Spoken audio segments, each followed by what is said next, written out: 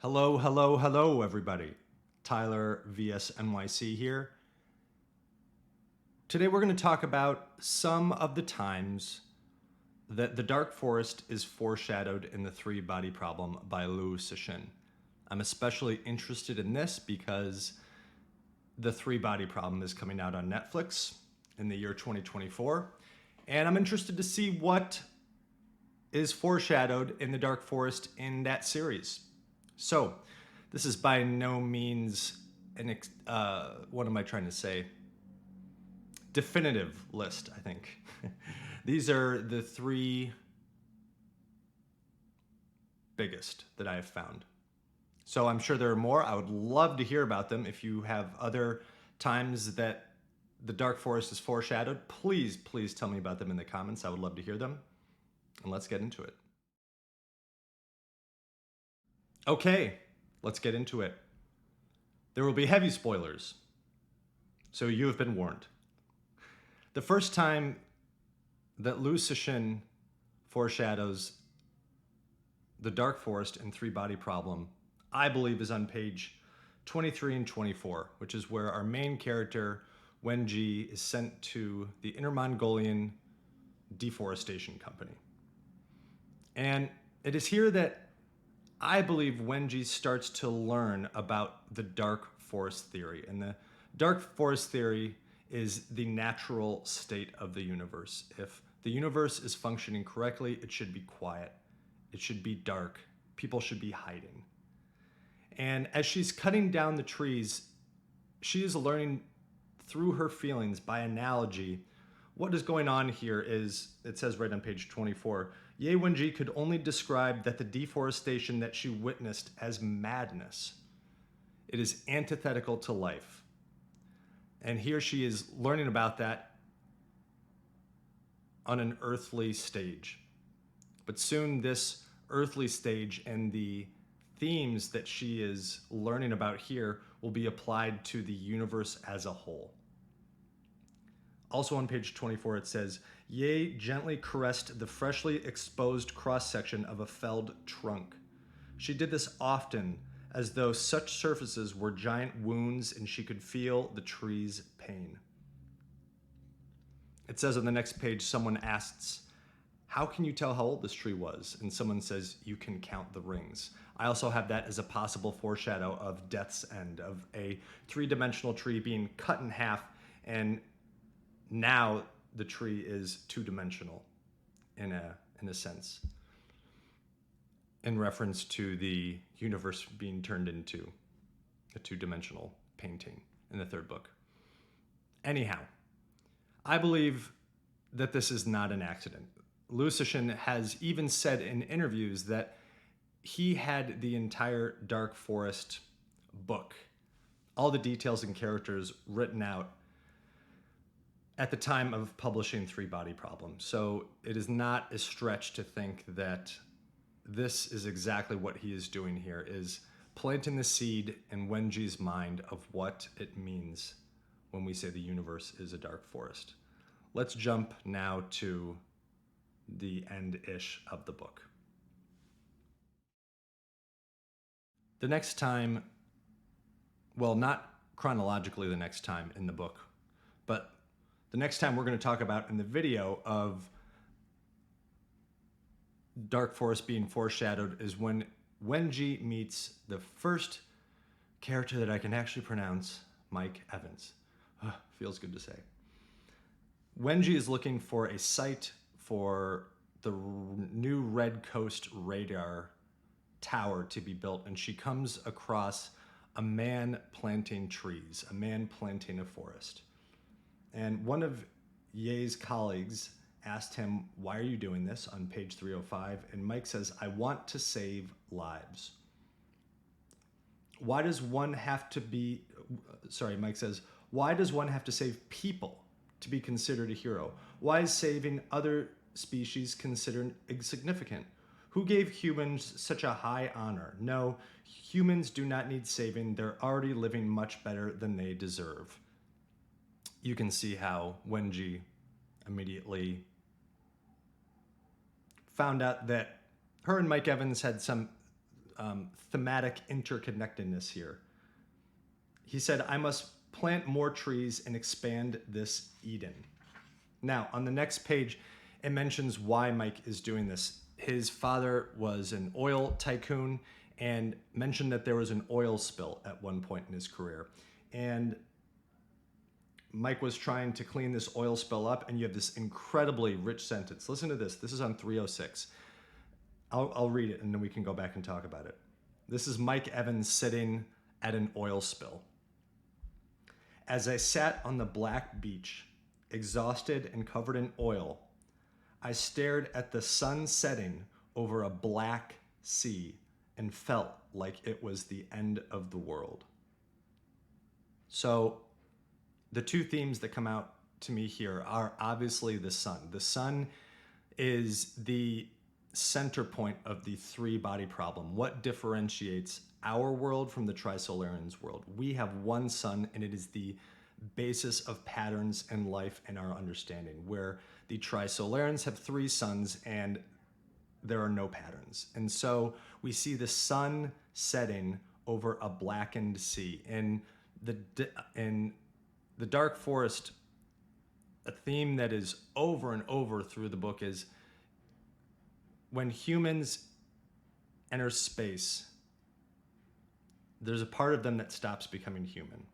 And as they go further and further into space and grasp the darkness of space, a phrase that is important is their hearts became as black as the space surrounding them. And so you see the darkness here represented by the oil on the water and the sun setting over it and saying, this is the end of the world. So here you see this character, however small it might be, planting a forest to save lives. This is, I believe, another time that Wenji is learning the basics of the Dark Forest theory, which she will tell Luoji at the beginning of book number 2. Another example of the Dark Forest being foreshadowed in the three-body problem is where Wenji lives. The maybe secondary main character of the book, Wang, comes to visit her on page 113. And as he walks into her room, it says this: gently he pushed the door open. A faint fragrance that filled the room was unexpected, the smell of the forest. He seemed to have entered the hut of a ranger. The walls were covered by strips of bark. The 3 stools were unadorned tree stumps. And the desk was made from 3 bigger tree stumps pushed together. Sorry to read it like that. But yeah, Wenji lives in a tree house. Not a Bart Simpson above the ground tree house. She made her house into a tree. The next book is called The Dark Forest. Doesn't take a genius to, picture that one together. Let's move on. The last thing I want to talk about isn't foreshadowing.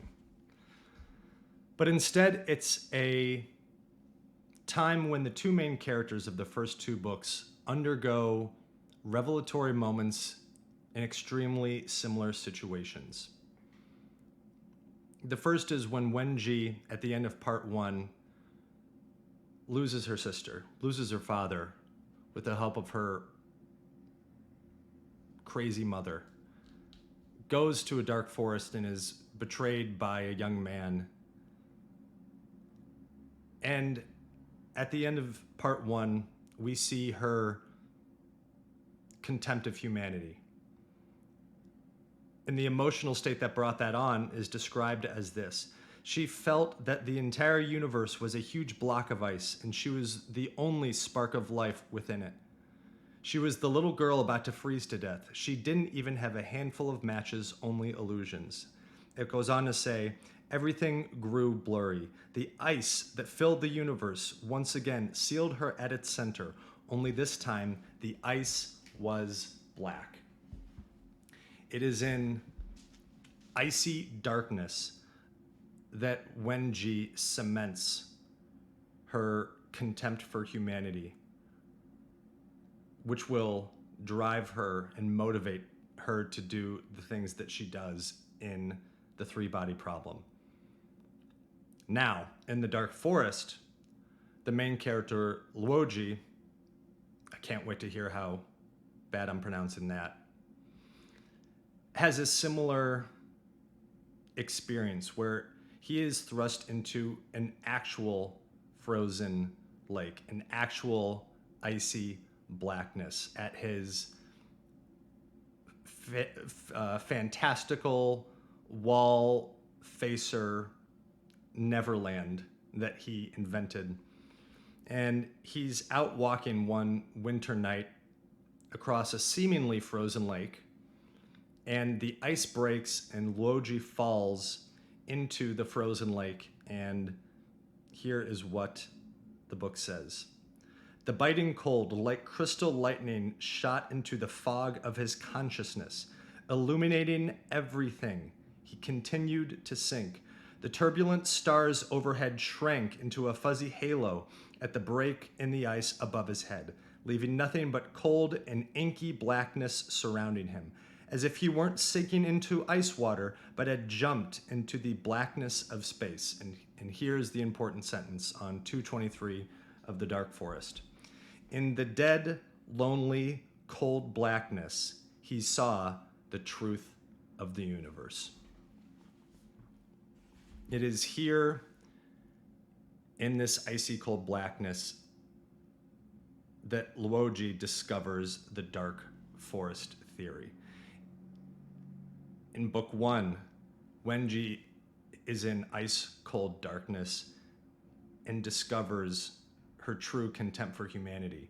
Luoji is thrust into a similar icy cold darkness and doesn't discover his contempt for humanity, but instead the way to save it.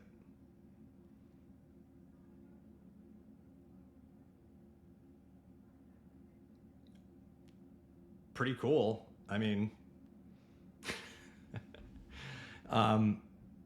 no, it's beautiful. It's beautiful the way that Liu Cixin